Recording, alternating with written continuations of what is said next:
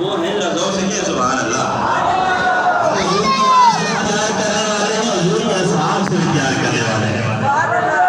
آج معاملہ علم کا ایسا ہو گیا ہے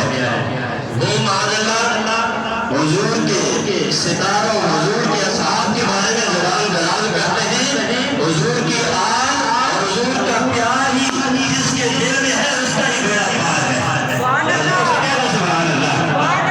ایک ذوق والے نے کیا خوبصورت اس کا نقشہ بیان کیا ہے کہ ادھر میرے ہاتھوں میں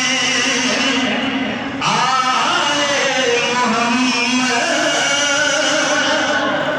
جس کی عقیدت آل رسول سے اللہ سے کیا سبحان اللہ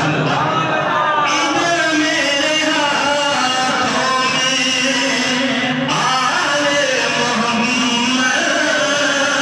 عشق صحابہ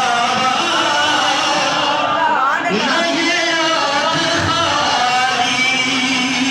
نہ یہ ہاتھ خالی نہ یہ ہاتھ خالی نہ یہ ہاتھ خالی صلاۃ کی بات لائن سبھی سے رحمت کریم آقا کریم علیہ الصلوۃ والسلام کے پیارے پیارے غلاموں السلام علیکم ورحمۃ اللہ وبرکاتہ آپ احباب کے سامنے قرآن کریم کی مشہور اور معروف آیت کریمہ کا مجھے حصہ تلاوت کرنے کا شرف حاصل کیا اللہ رب العزت اس کے ضمن میں حق اور سچ بیان کرنے کی توفیق اور ہمت نصیب فرمائے سنیے سنا کے ہم سب کو آقا کریم علیہ السلام کی شان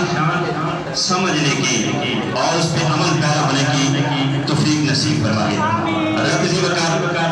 گفتگو کو آگے بڑھاتے ہوئے اختصار کے ساتھ جو بھی جملے ہیں وہ بیان کروں گا آقا کریم علیہ السلام جو بچے ہیں ان کو جو پیچھے بڑے حضرات ہیں ذرا خود خاموش کرا